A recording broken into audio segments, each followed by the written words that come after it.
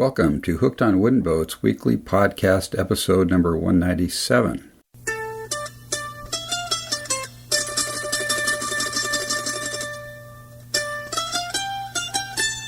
I'm your host, Dan Matson, aka Wooden Boat Dan. If you can't do it, nobody can. And this is the world's first podcast fully dedicated to celebrating the art, craft, history, tradition, and romance of wooden vessels around the world, and has been doing so since 2011. Thanks for joining me today, folks, on the podcast. I'm recording this from home on September 30th. And today's featured episode is an interview I did at the Port Townsend Wooden Boat Festival with Cody and Beth Harris, who own a beautiful cutter that they built, and with David Patterson, who they met while they were sailing in the Salish Sea, aka San Juan Islands, Puget Sound area. It's a really fun podcast. Beth and Cody are very creative people, know how to build a boat on a budget, like really low budget, after work and all that kind of stuff. And David Patterson they met while they were cruising, and they ended up doing a lot of cruising together and have a lot of fun, including going to Princess Louisa Inlet. So we're going to move right into the interview. So take it away, Cody and Beth and David. Okay, it's September 11th, 2016, 40th Annual Wooden Boat Festival. I'm with Cody and Beth Harris, who I met in 2014. We did a podcast. And David Patterson from Friday Harbor, sort of, and his boat quite a bit. Welcome to the podcast, everybody. Oh, thanks for having us. Thanks for having us. Yeah, I don't know if I've done one with 4 people or not, but that's cool. Yeah, well, as long as, it's as, long as the doing a mic's in the podcast. middle. Yeah, like with a band, you know. It's just like, Yeah, people just keep joining. right, yeah, right. It's like a garage band. Yeah. Yeah. So Cody and Beth have Rabannah, which is a 35-foot cutter. not if I remember. She's 30. 35 overall, Length 29 overall. on deck. Yeah, 20 right. on deck. Yeah. I read my notes this morning. Well done. I should have said length overall. No, it's okay. Okay. And David's got a glass boat. I do. I've got an old Cape Dory 25D. It's 25 feet and 2 inches Oh, okay. on deck. Cool. And Yeah. So you guys have done some cruising together. Let me start with Cody and Beth. Last I talked to you guys, you just finished your boat, I think, and made it up for the festival, and we're planning some cruising. So that was September 2014. What have you guys been up to since then? Last summer was like a pretty big summer for us. We really the first big cruising summer I guess we had. We went up to as far north as Princess Louisa Inlet, and really pretty much engineless the whole way. We had a little electric trolling motor on the back, which is pretty much a joke. But we sailed all the way through the Gulfs and up to Princess Louisa, up to Lasqueti and Texade Island, and then back to Vancouver, which we loved. I think Vancouver's an awesome place to go. Yeah, the city of Vancouver is pretty fun. It's such a contrast because we'd just come from Princess Louisa Inlet, where you have these sheer, tall mountains going up to, more than 3,000 feet above you. Yeah. And you're anchored right next to them because it's a fjord. It's super deep, so you have to get right up on the shoulders of these mountains. And then we arrived in Vancouver, and you look out the skylights and see skyscrapers. It's just a totally different experience, but one we greatly enjoyed. Yeah. Anchoring in Falls Creek is pretty fun. Yeah, for the broke sailor, Vancouver is pretty Surprisingly Sailing on $5 a day. Yeah, exactly. Yeah, no kidding. There's free showers. There's really? yeah, the There's like anchoring's 5 free. dinghy The docks. anchoring is free. Everything. It's like so easy for You need a boaters. permit, which is free Yeah. to acquire. You just have to let them know that you're there, because you're only allowed to stay for 2 weeks. So that's just how they track you. Yeah. And there's dinghy docks and then rec centers that have free showers. Yeah, you and just get a free card. You go to the rec centers and you just ask them for their card, and I thought you had to be a Canadian citizen, but they don't care. They'll just give anybody a card, and they just give you a card, and you can go to any of the rec centers for free and shower and play tennis or and whatever you want to do. Serious? Yeah. Vancouver's really fun. They're pretty nice very up there. friendly to boaters up there. So I bet you guys stayed 2 weeks. We did stay just about 2 weeks. I think we had to leave a little bit under. Yeah. Did you? Okay. Well, the weather was, we were hoping for northerly winds to get us down the Gulf of Georgia. Yeah, so and once straight to those showed Georgia. up, we left. Yeah. Yeah. So when did you meet David then? Tell me about that. We met met David. David. before the Wooden Boat Festival. Yeah. We'd been, the first summer we were sailing, we'd been just in the San Juans and had anchored headed into Parks Bay on Shaw Island. Just looked like a nice place to get ready to cross the straits the following day. We had planned. And we were dropping anchor under sail, as is our habit. And David, I think when he saw us coming in, must have hopped in his dinghy, and before we even had the anchor down, was rowing over to come say hello and ask about the boat. And we spent, I think, that evening aboard Cloud Girl, and I think we stayed an extra day to hang out, because you don't find very many people who sail like we do, and David's one of those few. Well, a sail is a magnet for me. I see somebody sailing in their anchor. It's magnetic. I've got to get in my dinghy, and I didn't come over quite that fast. It seemed fast. Seemed quick. But and your boat is so unique. Seeing it was like a shining light there in the plastic world. Yeah.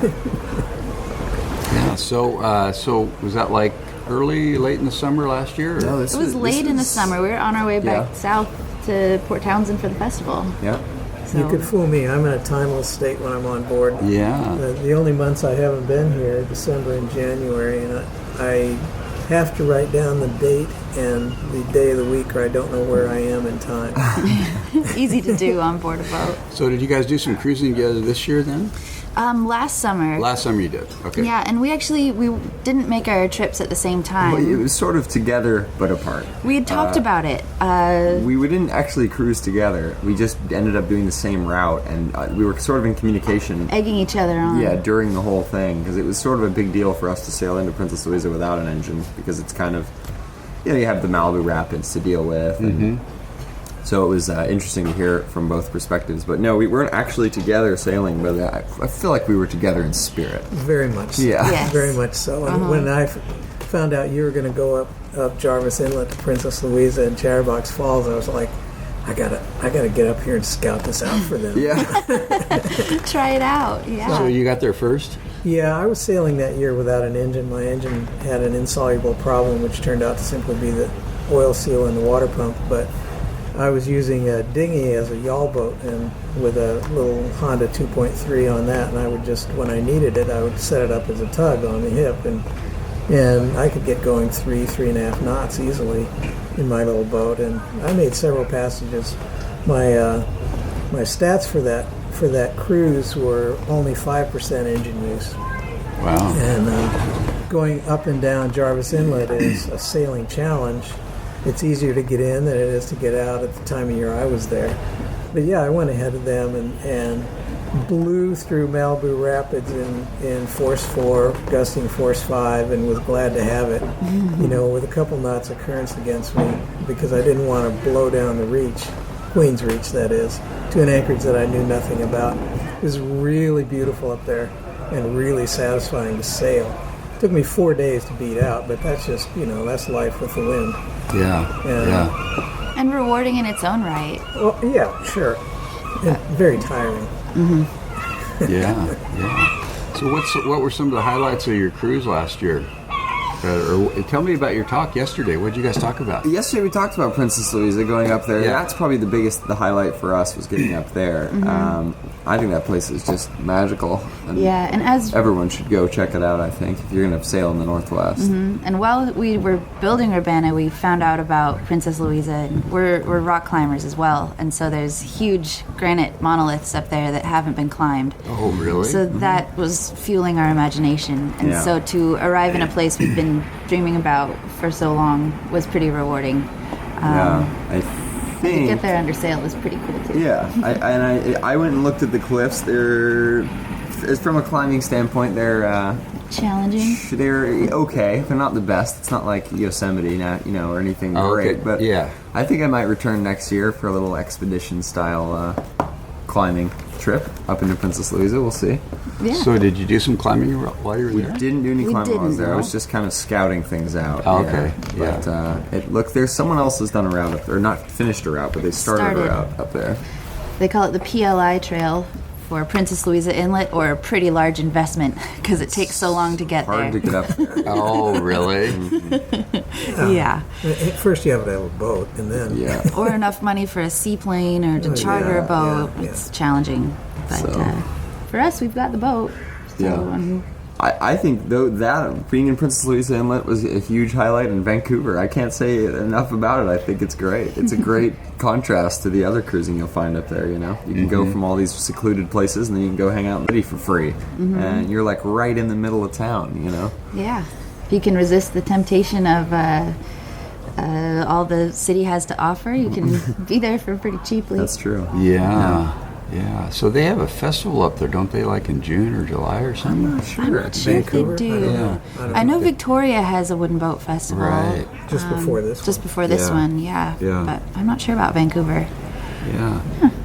So how's the boat working out? It's been working out great. We've been doing some small modifications here and there. Yeah. Just little things like running backs and just small tuning items. But yeah, it's been working out really well. And actually, so last season we were sailing in the Straits of Georgia at night because there was no wind during the day, and then it turned out to be blowing 25 at night, and here we are, just getting beat up out in the Straits, basically. The mighty Strait of Georgia. Right, Yeah. so we're out there just having a hell of a time in the dark, and our dinghy was just about to swamp pretty much most of the night. Like at times we would see it just like sideways surfing, like skipping down waves and stuff. We were towing it. It was not a good scene. Yeah. So I ended up building another wooden dinghy this winter, a nesting dinghy.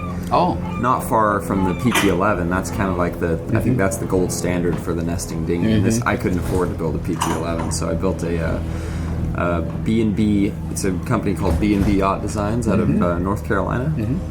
It's a Spindrift 9. And Spindrift 9N. 9N. For the nesting. N stands for nesting. But that thing's been serving us pretty well, too. It's It's great. just a standard plywood dinghy, you know. It's this isn't a pram. It's got a regular, regular bow. Yeah. Regular dinghy But it bow, fits on the foredeck so much easier and so much tidier, so we can still handle sails. Yeah. Our old dinghy, Her Majesty, did not fit on the foredeck very well. Oh, really? So we were reluctant to put her up there for longer days. So now it's nice to just know that the dinghy is going on the foredeck and we won't have to worry about towing one. We find we go a lot faster too it's true. without towing a dinghy. Pick up some Yes. speed. So did you buy plans for the boat then and build it? I did, Yeah. the little Spindrift. Yeah. What use of material and epoxy? So I work building rock climbing walls, and we have an abundance of Baltic birch plywood, just scraps around. So I built, and I'm not gonna advocate for using Baltic birch plywood. It's kind of heavy for what it is, but it works. It's good high plywood. quality. Yeah, it's what they use in cabinets and stuff, and it is waterproof glue. At least the stuff I had. Yeah. And it's a really high grade plywood, but it is just a little bit heavier than what other plywoods you'd find. But I used that. I used Raka epoxy. It's RAKA. Yeah. Same we used for building our boat. Okay. Yeah, Raka epoxy. It's the same epoxy I use for building the boat. I just find it's easy to use and it's cheap. Which You, is you get a kickback for mentioning that? I do actually. Yeah. So everybody buys We'll one. edit this One out then. free pump. Unless you split it with me. Yeah, right. No, those guys could be anything. So where do you buy Raka epoxy? I order it from these guys in I think they're in Georgia, and they just ship it out to you. Yeah. Yeah. How much is it a gallon? Trying to think what it was for. I think I bought 3 gallons for like $150, and then they have everything else. They usually have good deals on fiberglass supplies there too. They've always got some weird sale going on. So if you're kind of, if you can kind of bend your fiberglass needs to what they have on sale, that works pretty well. I usually just find something that'll work. Like you've got 10 ounce on sale, I'll take 10 ounce then, so sounds good. I don't know what you got on sale, but I'll make it work. But yeah, that was great. And as all boat projects probably go, I'm sure you've talked about this with your Scamp. I thought I was going to knock this thing out in like a week. After work. I was working on it after work. And I was like, oh yeah, I could build this thing in like a week. It's like a dinghy. This will be fast. We built a 29-foot boat. Right. How long could this Yeah, take? sure enough, it took like 4 times longer than I Really? expected. Yeah, so. Is stitch and glue or? Yeah, stitch and glue. Stitch and glue. Yeah. Wrapped in Fiberglass on the outside? They don't suggest that you sheathe it in fiberglass, but I do on the outside just because up here there's so much abrasion on the beaches, the rocks and stuff. You definitely want to do that. I just don't think it'll hold up unless you put some kind of something to punch into those shells and rocks with. So. Yeah. So, David, what kind of cruising have you done this year, this summer? What's some of your highlights? This year, 3 cruises. One coming over here. It's always interesting to cross this strait out here, Juan de Fuca. That was the shortest one so far, and 2 weeks with one of my older sisters around. We circumnavigated Salt Spring Island counterclockwise, going down through Sansom Narrows under sail, which is quite fun and dicey at times. But the real heart of my cruising year was 73 days in Canada. I left Friday Harbor on the 1st of May and returned in mid-July, and I went up into what I call the Spanish Islands, which are the Discovery Islands and the Desolation Sound area, which all have Spanish names.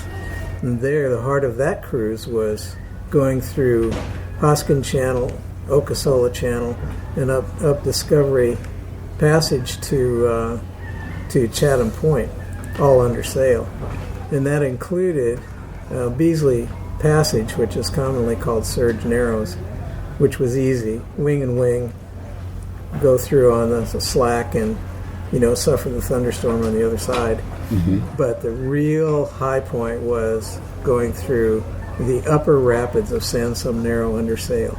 Surge Narrows. Surge Narrow, yeah. Right.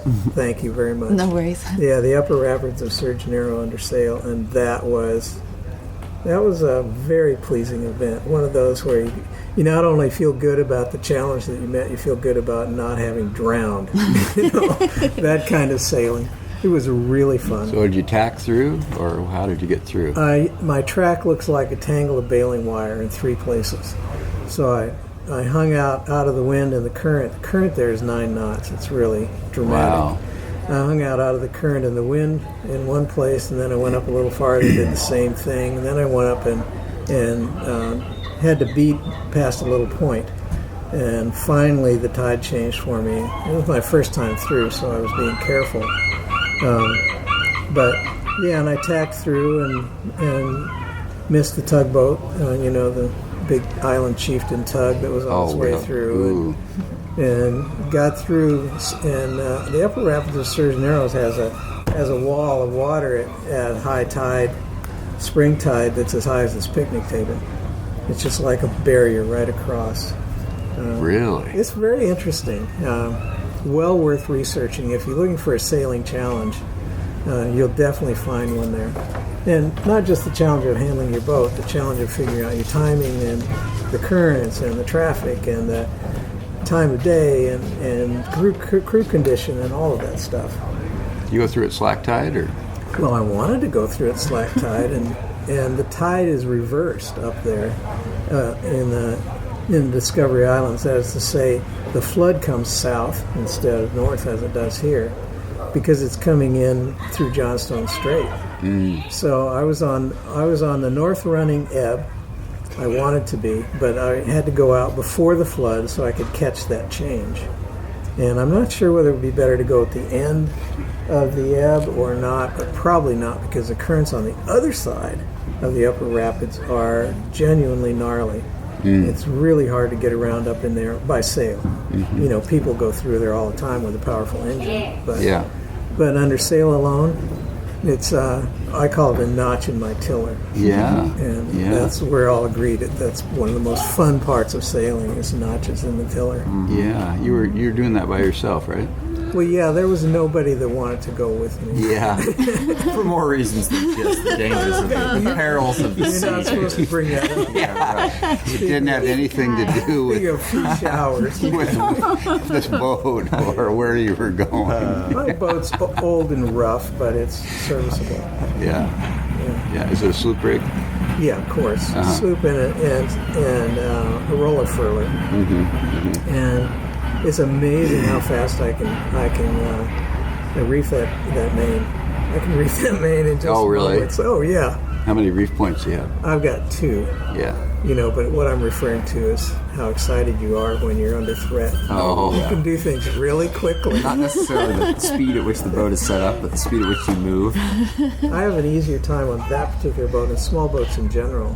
It's easier to move around adroitly in tight spaces. Mm-hmm. These guys are very good with their 29-footer.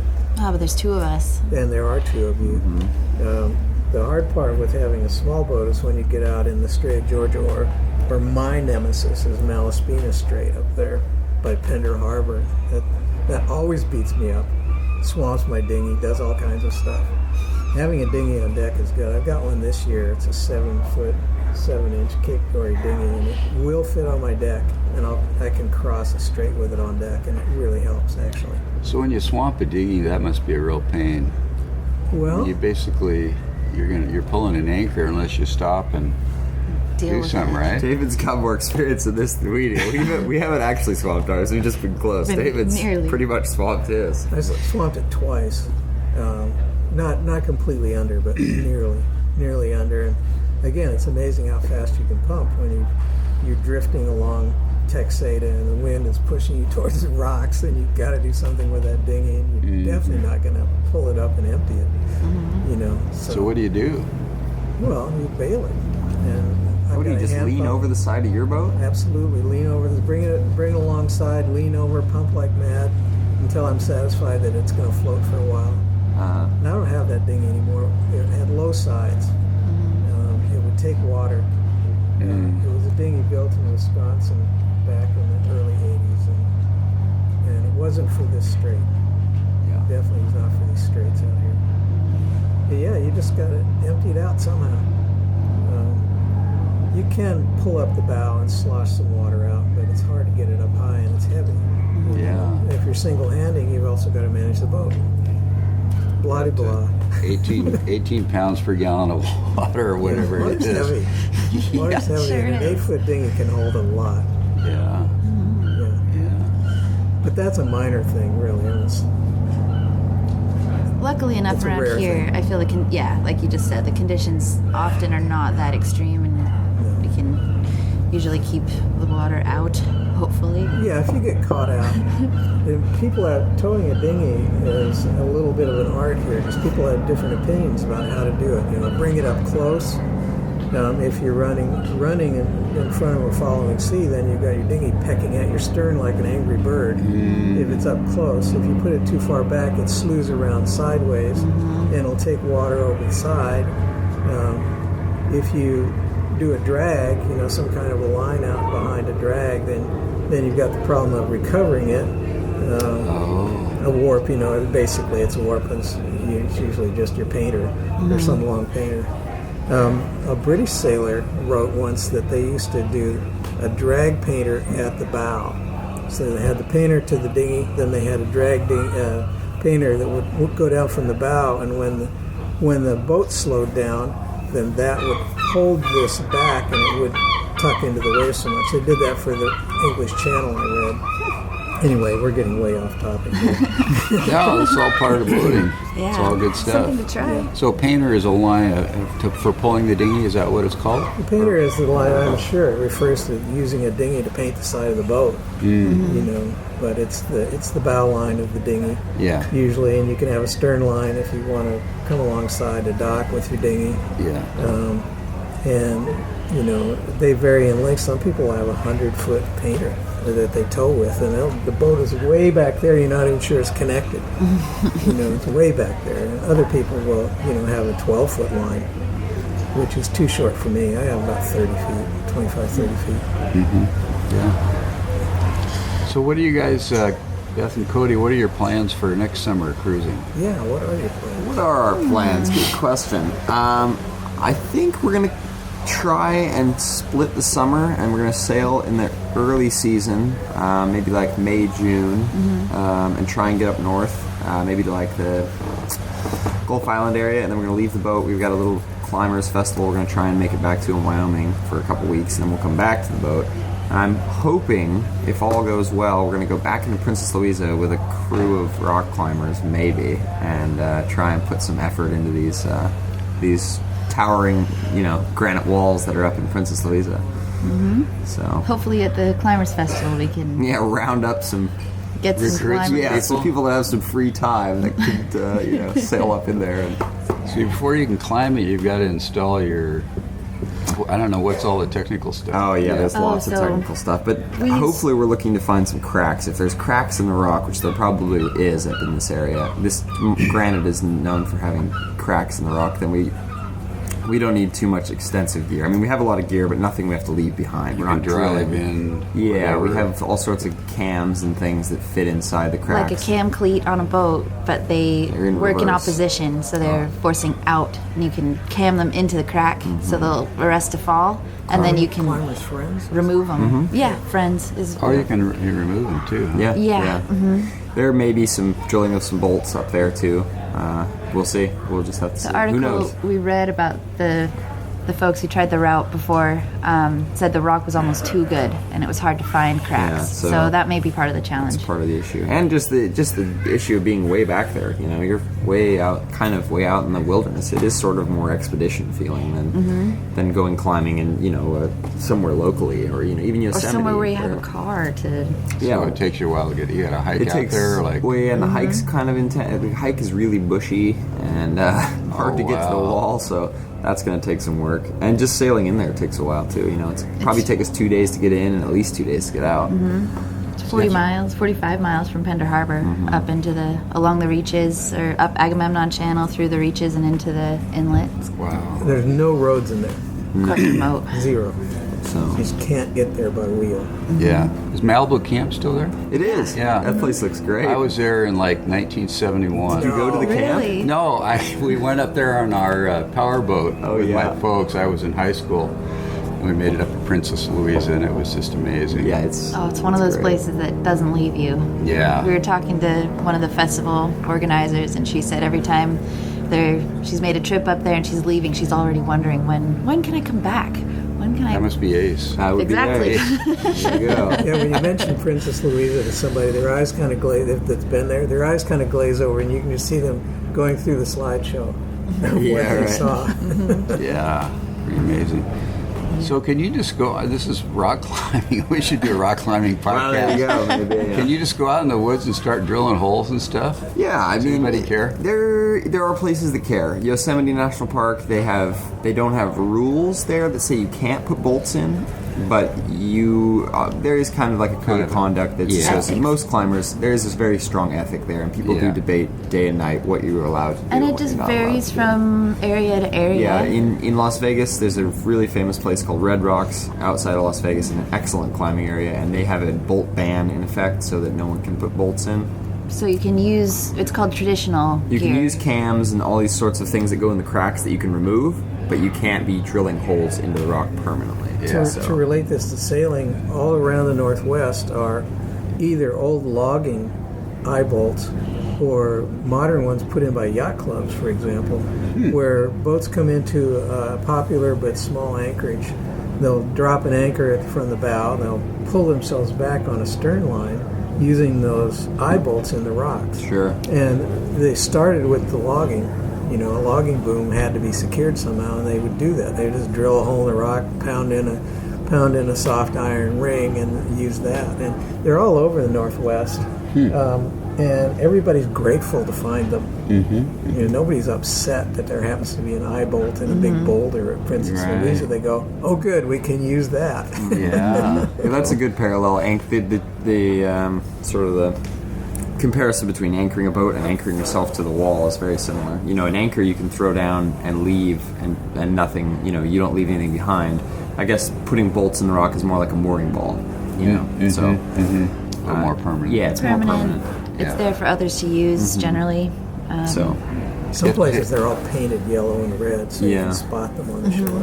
And often climbers will do the opposite. They'll paint them to match The the rock, rock, so they're harder to see. to see. Yeah, yeah. But yeah, up in Canada that I know of, there are no problems with. There's no issues. Most places there aren't really Yeah. very stringent rules on what you can and can't do. People are pretty much just left to do what they want. The people who usually have the strongest opinions are other climbers. Yeah. And sometimes It's- people will disagree with a route that someone's bolted and go up there and chop the bolts. Yeah, which is... They feel very strongly about it. It's very well self-regulated, I guess. Yeah. The climbers Princess take care of Louisa, it. I doubt we'll run into any issues if we do have to place a few bolts. Because so few people climb there. I think there's going to be a Can't couple imagine. hundred people up there messing around. Oh, yeah. Yeah. Cool. Yeah. Should be an adventure. Pretty good. That's kind of what we're hoping to do. fun. Yeah. How about you, David? What do you got going next year? You know, I wanted to go to the Broughtons this year, which is an island archipelago north of the ones I was in, the Discovery Islands. The porpoises just playing. There they are. Oh, yeah. Sorry, David. Got some porpoises. Porpoises just playing in the out water here. right off of the beach. I want to go up to the Broughtons because I want to see some more wilderness-like areas. And I want to sail among those islands where people have been sailing since, well, of course, the native people sailed up there in ways. They certainly use human power. But they used to sail sometimes, too. And the missionaries sailed up there. They'd have an open 20-foot wooden boat with a sail and a crew to row it, and they would go all over those places. Anyway, I want to go up to the Broughtons. And if I make it up there this year, in this coming year, I'll be really happy. And if I don't do that, I'll do something else. I can have adventures anytime I turn off the key to my motor. I can have an adventure around this area. At first, I thought I couldn't even sail in the Pacific Northwest. I thought I had to have an engine. It's not true. I can sail around here now. It's really nice to have an engine when I want it. Yeah, I'll go to the Broughtons if I can. Yeah. Knock on wood. You have good bratwurst up there? Bratwurst. Bratwurst, that's what you're talking about. That's in the archipelago next door, the beer Broughtons. Oh, The beer Broughtons. Broughtons. Cool. Well, thanks for being on the podcast today, you guys. Anything else you'd like to add? No, I think I'm good. Maybe, I don't get paid by Rocca. I don't have anything more to say about Rocca, but if you're looking for an alternative to the PT11 because you don't want to spend $1,200, you might look at those B&B 9 ends. Or Spindrift 9 ends. It's a fantastic small company. I don't think people they're are really friendly. I don't know that they're as good as the PT11. I won't say they're better, that's for sure. The PT11 is an Remarkable incredible boat. dinghy. But it's just not, some people like myself just maybe aren't maybe want to go a different route. So Right. Have a Chevrolet instead of a Cadillac. Sure. Yeah. I mean, I think it's save the money so you can go sailing all summer. Yeah. Exactly. Yeah, cool. How about you, David? Anything else you want to add? A jillion things, because I could talk about sailing all day. But no, not really. Okay. Well, very good. Well, thanks you guys for being on today. Yeah, thank you, Dan. Okay. Thank you. Thanks for doing the interview, Cody and Beth and David. It was a lot of fun to hook up at the festival. I wish you guys the best in the future in your cruising and getting out on the water and having fun. And in your rock climbing, of course. Well, thanks for joining me today, folks. And if you'd like to connect, you can send me an email at hookedonwoodenboats.com. No, that's not my email. woodenboatdan@gmail.com. And if you buy stuff on Amazon, you'd like to help a little bit with the podcast costs, you can go to my link, hookedonwoodenboats.com/Amazon, and make a purchase. And I get paid a small commission, which helps defray the costs of the podcast. If you're not in the wooden boat game, it's time to get in, build a boat, buy a boat, touch some wood, go to a wooden boat festival, buy a book, go online and do some research. It's really a lot of fun. There's some cool people in the industry. They're very creative and fun people to hang out with. Anyway, have a great week. Keep the bright side up and the barnacle side down. Wooden Boat Dan over and out. God bless.